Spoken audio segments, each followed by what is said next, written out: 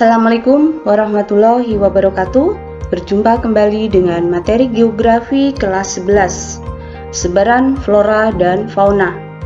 Kompetensi dasar menganalisis sebaran flora dan fauna di Indonesia dan dunia berdasarkan karakteristik ekosistem. Membuat peta persebaran flora dan fauna di Indonesia dan dunia yang dilengkapi gambar hewan dan tumbuhan endemik. Indikator pertama, karakteristik bioma di dunia. Faktor yang mempengaruhi sebaran flora dan fauna, persebaran jenis flora dan fauna di Indonesia dan dunia, konservasi flora fauna di Indonesia dan dunia, pemanfaatan flora fauna Indonesia sebagai sumber daya alam. Tujuan pembelajaran: peserta didik diharapkan dapat mengetahui faktor yang mempengaruhi persebaran flora dan fauna. Hal ini dapat diaplikasikan dalam bidang pertanian. 2. Menumbuhkan rasa syukur dan rasa peduli terhadap pelestarian flora dan fauna. Untuk mempelajari flora fauna, kita perlu tahu apa itu biosfer. Biosfer berasal dari kata bio, makhluk hidup, sfera, lapisan. Jadi biosfer itu lapisan atau lingkungan di permukaan bumi yang dapat dihuni atau ditinggali oleh makhluk hidup. Bisa juga diartikan bahwa biosfer adalah bagian luar dari planet bumi, mencakup udara, daratan, dan air yang memungkinkan kehidupan dan proses biotik berlangsung. Terkadang kita sulit membedakan apa itu biosfer, apa itu bioma. Nah, biosfer itu kumpulan semua ekosistem yang ada di bumi atau bisa dikaitkan seluruh makhluk hidup yang ada di bumi beserta dengan interaksinya dengan komponen abiotiknya. Kalau bioma merupakan ekosistem di bumi di mana terdapat interaksi antara komponen biotik dan abiotik yang membentuk satu daerah kehidupan dengan ciri tertentu. Nah, lebih jelasnya, ini sebenarnya dari gambar ini ada individu sampai dengan. Nah, di sini ada bioma, kemudian di sini biosfer. Jadi cakupannya bioma dengan biosfer itu lebih luas biosfer. Untuk mempelajari flora fauna, kita perlu kaitkan dulu dengan materi sebelumnya, materi kelas 10. Geografi itu mempelajari apa? Persamaan dan perbedaan gejala-gejala geosfer dengan sudut pandang kewilayahan dan kelingkungan dalam konteks keruangan. Jadi, nanti kita akan melihat gejala-gejala geosfer meliputi apa? Atmosfer, litosfer, hidrosfer, biosfer, dan antroposfer. Kaitannya dengan persebaran flora fauna bagaimana? Kita akan melihat suatu daerah dengan gejala geosfer yang sama, apakah tumbuhan atau hewannya sama? Kemudian wilayah dengan gejala geosfer yang berbeda, apakah tumbuhan dan hewannya juga berbeda? Nah, itu nanti untuk kita mengetahui perbedaannya. Berbicara masalah hewan dan tumbuhan, kita tidak bisa lepas dari posisi matahari, karena matahari itu sangat penting bagi kehidupan. Nah, kita lihat dulu peredaran semu tahunan matahari. Kalau peredaran semu tahunan, kita mau melihat yang per bulan. Kalau peredaran semu harian itu kan hanya melihat matahari terbit dari timur kemudian tenggelam di barat. Lah kita melihat posisi peredaran semu tahunan matahari. Matahari akan bergerak mulai dari 23,5 derajat lintang utara sampai 23,5 derajat lintang selatan. Jadi ini yang dikatakan daerah tropis. Pada tanggal 21 Maret, matahari berada di Khatulistiwa, di atas Khatulistiwa, bergerak ke atas 21 Juni di garis balik utara, kemudian kembali lagi ke Khatulistiwa 23 September, kemudian 22 Desember ke selatan, dan 21 Maret kembali lagi ke Khatulistiwa. Jadi ini daerah yang mendapatkan penyinaran matahari sepanjang tahun, yaitu daerah tropis. Maka nanti akan melihat perbedaan bioma, ya, dari daerah tropis sampai ke arah kutub. bioma dunia. Nah, coba kita lihat gambaran dari muka bumi. Ini adalah garis ekuator atau 0 derajat. Jadi dikatakan lintang rendah. Kemudian 23,5 derajat lintang utara. Ini 23,5 derajat lintang selatan. Ini yang dikatakan daerah tropis. Kemudian ke arah utara ini ada 40 derajat lintang utara. Ini 40 derajat lintang selatan, 66,5 derajat lintang utara, 66,5 derajat lintang selatan, kemudian 90 derajat kutub utara dan 90 derajat kutub selatan. Jadi ini yang dikatakan daerah tropis, ya, antara 23,5 derajat lintang utara sampai 23,5 derajat lintang selatan. Ini kawasan subtropis, utara, selatan, kemudian iklim sedang, kemudian dingin, ini ke arah kutub. Nah, kita akan melihat perbedaan sebaran tumbuhan di dunia atau bioma di dunia. Nah, ini tadi yang dikatakan daerah tropis yang mendapatkan penyinaran matahari sepanjang tahun.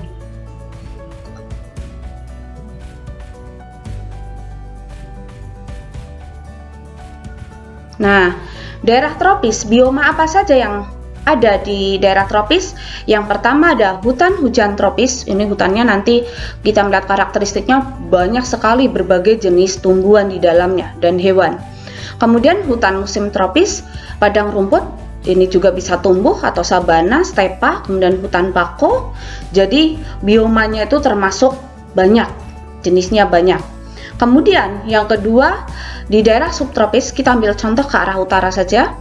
Daerah subtropis ini hutan gugur, kemudian padang rumput, sabana, stepa, flora gurun ini masih bisa tumbuh. Kemudian di daerah lintang sedang ini ada taiga. Taiga itu jenis hutan pinus berdaun jarum seperti cemara atau spruce. Kemudian daerah lingkaran kutub ini ditumbuhi tundra atau jenis lumut. Jadi kalau kita lihat antara daerah tropis yang merupakan posisi lintang rendah ke arah kutub yang merupakan lintang tinggi, di sini terjadi perbedaan jenis tumbuhan. Nah, perbedaan jenis tumbuhan itu nanti yang akan mempengaruhi perbedaan jenis hewan.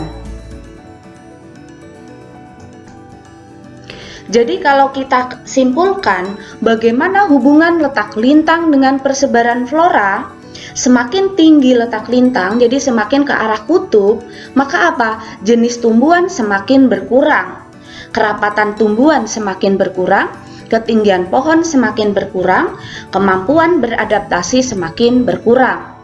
Kita gambarkan jenis tumbuhan semakin berkurang. Tadi di daerah tropis, berbagai jenis tumbuhan, hutannya hutan hujan tropis, di dalamnya otomatis banyak sekali tumbuhan.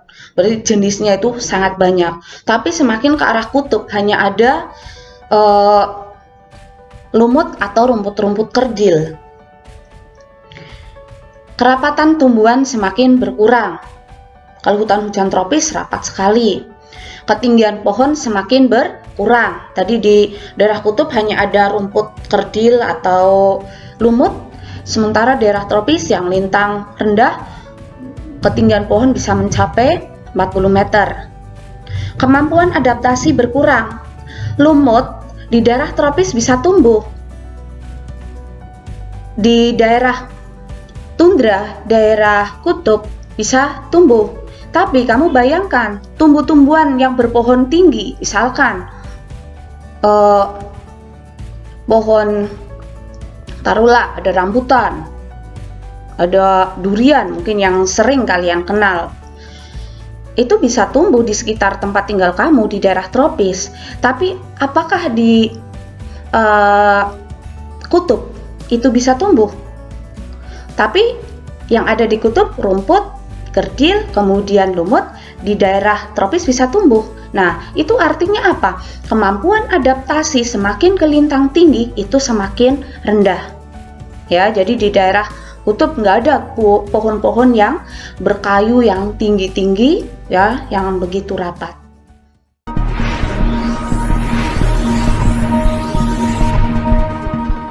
Faktor yang mempengaruhi persebaran flora dan fauna. Kita sering jalan-jalan, kadang kita melihat perbedaan antara tumbuhan di tempat yang satu dengan tumbuhan di tempat yang lain berbeda. Faktor apa sebenarnya yang mempengaruhi? Yuk kita simak tayangan berikut ini. Pantai Logending dan Pantai Krakal sama-sama wilayah pantai, tapi vegetasinya berbeda. Kenapa? Di Logending tanahnya berlumpur, berair, sementara di Krakal pantainya berupa tebing terjal karang. Perbedaan jenis tanah menyebabkan perbedaan vegetasi atau tumbuhan. Gambar berikutnya, pertanian sayuran di daerah Kuta Bawah dan pertanian padi di desa Banjaran atau Bojongsari. Sama-sama wilayah Purbalingga, tapi tanamannya berbeda. Kalau kita bandingkan, daerah Karangreja suhunya lebih rendah daripada suhu di daerah Bojongsari. Perbedaan suhu menyebabkan perbedaan jenis tumbuhan. Perhatikan gambar berikut. Di lereng Gunung Prau, ini berupa hutan, di puncaknya berupa sabana. Ada vegetasi yang berbeda antara di lereng dengan di puncak. Apa yang menyebabkan? Kita simak tayangan yang lain dulu.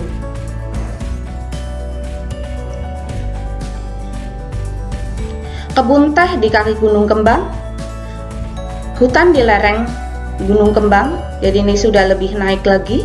Kemudian kalau naik lagi, vegetasinya seperti ini merupakan zona peralihan vegetasi hutan dengan sabana di Gunung Kembang. Kemudian di puncak vegetasinya seperti ini. Jadi ketinggian tempat mempengaruhi perbedaan vegetasi. Antara dari kaki sampai puncak vegetasinya berbeda. Faktor apa?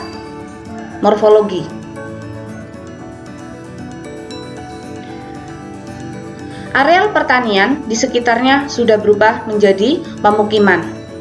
Kenapa lahan pertanian jadi berkurang?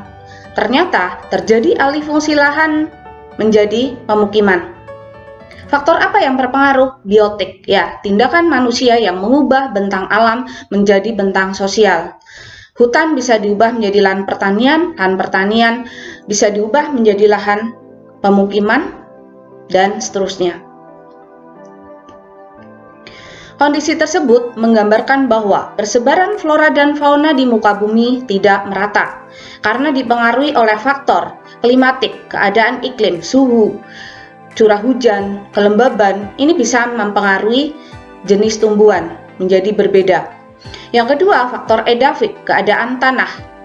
Keadaan tanah yang berbeda, jenis tanahnya, pH tanahnya, unsur hara dalam tanah yang berbeda juga bisa menyebabkan tumbuhannya berbeda. Yang ketiga, faktor fisiografi, ketinggian tempat. Tadi sudah digambarkan. Daerah kaki gunung, lereng gunung sampai puncak memiliki jenis tumbuhan yang berbeda. Yang keempat, faktor biotik, tindakan manusia. Manusia mampu mengubah bentang alam menjadi bentang budaya. Mampu mengubah hutan menjadi lahan pertanian. Mampu membawa bibit tanaman dari daerah lain yang tadinya tidak ada sehingga bisa ada. Itu faktor biotik. Apa fungsi dari mempelajari materi ini? Dalam bidang pertanian, untuk mendapatkan hasil produksi pertanian yang tinggi, maka perlu mengetahui syarat tumbuh tanaman. Misalkan di sini kita mau menanam padi. Syarat tumbuh tanaman padi agar mendapatkan hasil yang baik apa? 1. Temperatur atau suhu udara antara 15 sampai 30 derajat Celcius. Kelembaban udara 60%, curah hujan 1.500 sampai 2.000 mm per tahun.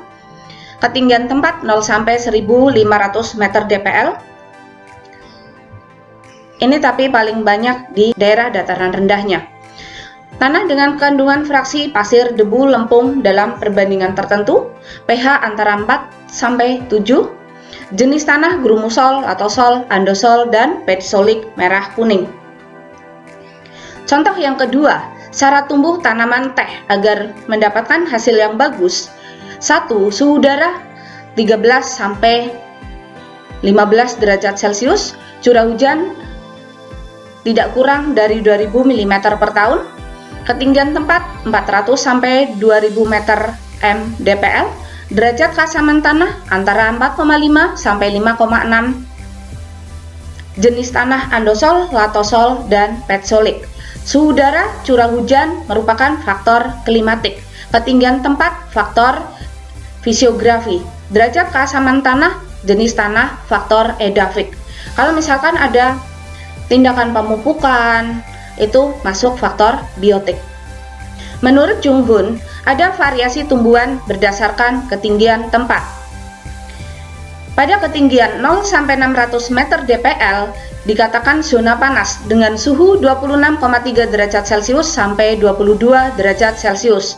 Tanaman yang bagus tumbuh di zona ini adalah kelapa, padi, jagung, tebu, tembakau, coklat, dan karet. Ketinggian 600 sampai 1500 meter dpl dikatakan zona sedang dengan suhu 22 derajat Celcius sampai 17,1 derajat Celcius. Tanaman yang bagus tumbuh di zona ini adalah teh, karet, kina, dan kopi. Ketinggian 1500 sampai 2500 meter dpl dikatakan zona sejuk dengan suhu udara 17,1 derajat Celcius sampai 11,1 derajat Celcius. Tanaman yang bagus tumbuh di zona ini adalah pinus, sayuran, kina, dan kopi.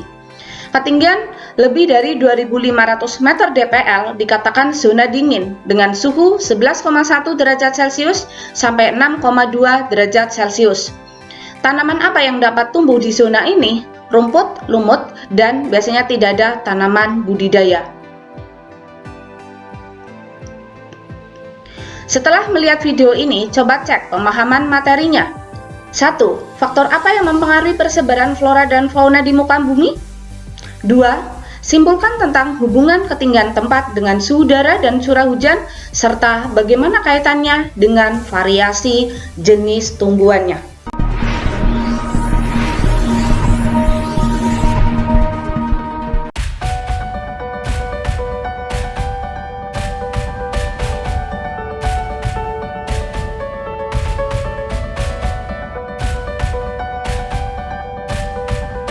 Persebaran flora di Indonesia dibagi menjadi 3 daerah. Yang pertama, Indonesia bagian barat.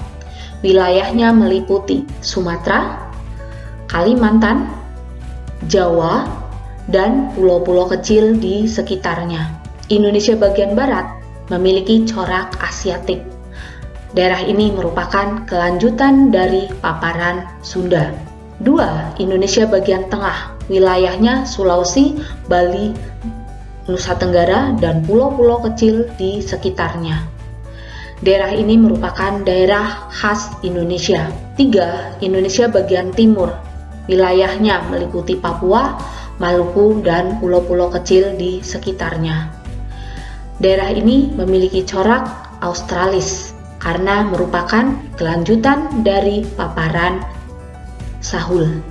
Ciri flora Indonesia bagian barat, jenis meranti-merantian yang sangat banyak, jenis rotan, terdapat jenis rotan, tidak memiliki hutan kayu putih, jenis tumbuhan matoa yang sedikit, jenis tumbuhan sagu juga sedikit, memiliki berbagai jenis nangka atau tarak. Indonesia bagian tengah banyak terdapat jenis tumbuhan palem. Banyak terdapat tumbuhan paku-pakuan dan anggrek, pohon lebih rendah dari hutan hujan tropis. Pada musim kemarau daunnya gugur, pada musim penghujan mulai bertunas. Jadi ini jenis hutan musim tropis.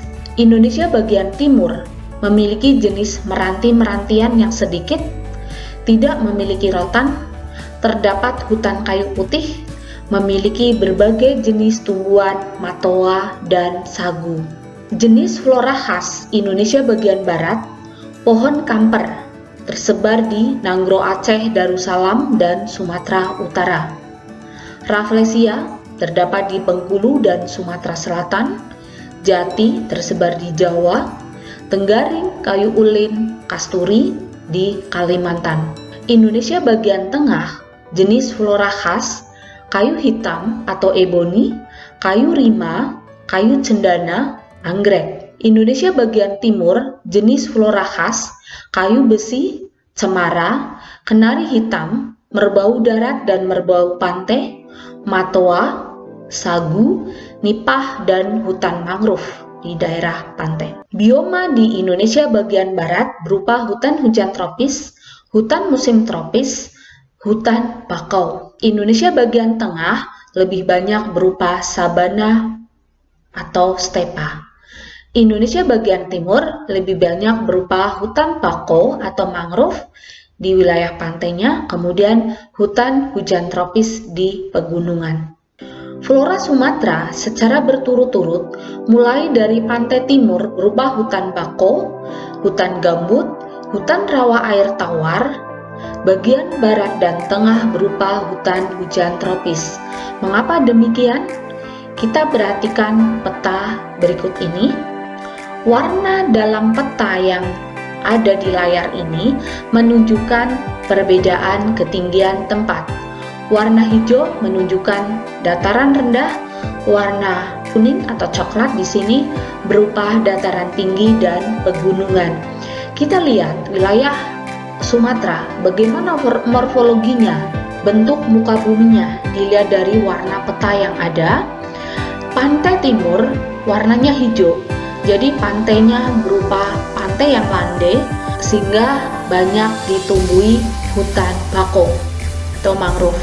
Kemudian bergerak ke arah barat dari pantai timur Sumatera, ini warnanya masih hijau, flora yang tumbuh ini berupa hutan gambut. Kemudian bergerak lagi ke arah tengah berupa hutan rawa air tawar. Sementara di bagian tengah dan barat ini yang warnanya kuning atau coklat, ini berupa dataran tinggi dan pegunungan. Flora yang tumbuh di sini berupa hutan hujan tropis. Jadi, morfologi atau fisiografi ketinggian tempat ini mempengaruhi perbedaan jenis tumbuhan.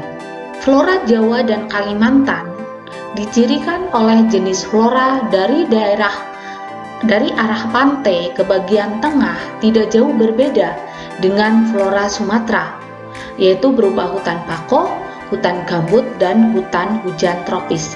Wilayah pantai di sini ini berupa hutan bakau, kemudian bergerak ke tengah hutan gambut. Nah, di bagian tengah ini berupa pegunungan. Kalau dilihat warnanya yang coklat di sini pegunungan. Pegunungan ini apa? Berupa hutan hujan tropis. Di Kalimantan juga sama. Flora di Sulawesi memiliki kemiripan dengan flora daerah kering di Filipina. Flora yang ada di pantai dan dataran rendah lebih mirip dengan flora di daerah Papua. Flora di daerah pegunungan mirip dengan flora di Kalimantan. Jadi ini wilayah Sulawesi, floranya ini yang bagian utara lebih mirip dengan flora di daerah kering Filipina. Kemudian flora yang di daerah pegunungan, ini daerah yang berwarna coklat, mirip seperti flora di Kalimantan. Sementara flora di dataran rendah, ini di daerah yang berwarna hijau, itu lebih mirip seperti flora di dataran rendah Papua. Bioma di Indonesia dari barat ke arah timur, dari arah baratnya wilayah Sumatera dan Kalimantan bergerak ke Jawa sampai ke Nusa Tenggara berupa hutan hujan tropis, hutan musim tropis, kemudian sabana dan stepa. Menurut Koppen, wilayah Sumatera dan Kalimantan memiliki iklim AF. A itu iklim tropis, F dengan curah hujan tinggi. Jadi Sumatera Kalimantan merupakan daerah tropis dengan curah hujan tinggi. Wilayah Jawa menurut Koppen memiliki iklim AM. A itu tropis, M dengan curah hujan sedang atau menengah, sehingga tumbuhan yang hidup itu hutan musim tropis. Nusa Tenggara memiliki iklim AW, A tropis, W itu curah hujan rendah. Jadi Nusa Tenggara merupakan daerah tropis dengan curah hujan rendah. Bioma yang hidup sabana dan stepa. Kenapa bisa seperti itu? Ya, ada kecenderungan dari arah barat, Sumatera, Kalimantan, ke arah timur, sampai ke Nusa Tenggara, curah hujannya semakin berkurang. Mengapa ke arah timur curah hujannya semakin berkurang? Hal ini dipengaruhi oleh pola gerakan angin muson yang melewati. Maksudnya, angin muson barat dari Asia banyak membawa uap air, sehingga curah hujan di bagian barat lebih tinggi daripada di bagian timur, khususnya wilayah Nusa Tenggara. Sementara angin muson timur dari Australia sedikit membawa uap air, jadi sifatnya kering. Padang rumput, sabana, stepa hidup pada daerah dengan curah hujan rendah dan turun tidak teratur.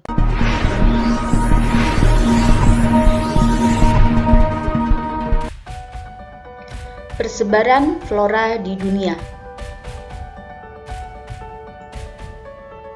Hutan hujan tropis tersebar di daerah tropis dengan penyinaran matahari sepanjang tahun. Curah hujan tinggi. Tumbuhan rapat, lebat, hijau sepanjang tahun. Ketinggian pohon mencapai 40 meter. Daun membentuk tudung atau kanopi, sehingga sinar matahari sulit menembus ke dalam hutan. Di dalam hutan gelap dan lembab. Banyak terdapat pohon epifit dan pemanjat. Daerah persebaran Amerika Tengah dan Selatan, terutama di cekungan Amazon. Afrika bagian tengah, terutama di cekungan Kongo.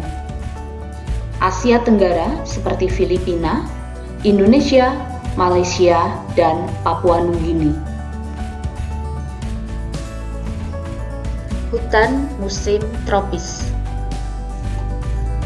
Karakteristik hidup di daerah tropis dengan curah hujan sedang, membentuk formasi musiman, tahan terhadap kekeringan, pada musim kemarau menggugurkan daunnya atau meranggas, pada musim penghujan daun lebat kembali. Hutan diberi nama sesuai spesies yang dominan, seperti hutan jati, hutan angsana. Daerah persebaran Indonesia meliputi Jawa Tengah dan Jawa Timur, Thailand, Kamboja, Laos, Vietnam, India, Australia bagian utara, dan Afrika Tengah. Hutan gugur. Karakteristik tersebar pada daerah subtropis. Pada saat musim gugur, tumbuhan mulai menggugurkan daunnya. Pada saat musim dingin, tumbuhan tidak berdaun. Pada awal musim semi, temperatur meningkat, tumbuhan mulai berdaun kembali. Pada musim panas, tumbuhan tumbuh dengan baik. Daerah persebaran Amerika Serikat, Eropa Barat, Asia Timur. Flora gurun. Karakteristik kondisi daerah berpasir dan berbatu, kondisi iklim sangat kering, amplitudo suhu harian tinggi.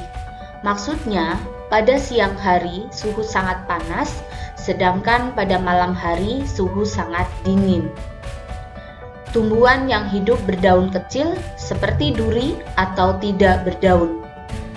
Akar panjang, cepat berbunga dan cepat mati. Daerah persebaran Amerika Utara, Australia Barat, Asia Barat, Afrika Utara, dan Afrika Selatan. Padang rumput. Karakteristik padang rumput terdapat hampir di seluruh bagian muka bumi yang memiliki persamaan iklim. Padang rumput terbentang mulai dari daerah tropis sampai dengan subtropis. Daerah dengan curah hujan rendah dan turun tidak teratur. Secara umum, padang rumput dibedakan menjadi padang rumput tropis dan padang rumput temperatur. Daerah persebaran padang rumput paling banyak terdapat di wilayah Afrika. Namun di sini sebenarnya padang rumput tersebar hampir di seluruh bagian muka bumi yang memiliki persamaan iklim.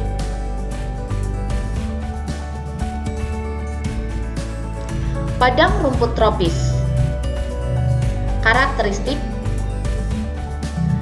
terletak di wilayah antara 5 derajat dan 15 derajat, lintang utara dan selatan. Didominasi oleh rumput-rumput tinggi dengan sedikit pepohonan atau savana. Daerah persebaran Afrika.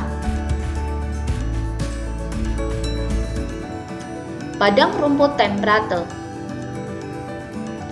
Karakteristik: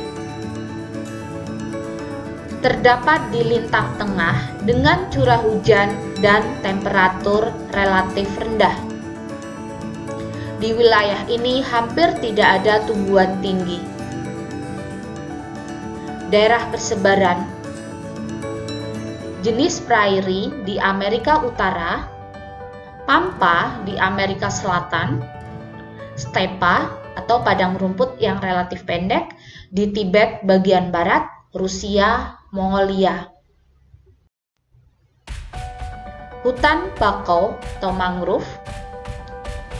Karakteristik: hidup pada pantai berawa, kadar garam tinggi, tanah kurang oksigen, memiliki akar nafas, ketinggian pohon relatif seragam. Daerah persebaran wilayah pantai Afrika bagian barat, Asia Tenggara, Australia. Hutan taiga. Karakteristik: tersebar pada daerah lintang subtropis sampai lintang tinggi. Periode pertumbuhan singkat, pertumbuhan vegetasinya lambat. Bioma terdiri dari satu spesies pohon, berupa hutan berdaun jarum atau sisik. Daerah persebaran Siberia, Rusia, Alaska, Kanada, Skandinavia. Tundra. Karakteristik: terdapat di wilayah kutub utara. Tumbuhan berupa lumut, terutama sphagnum dan lumut kerang. Tumbuhan semak kerdil. Daerah persebaran lingkaran kutub utara.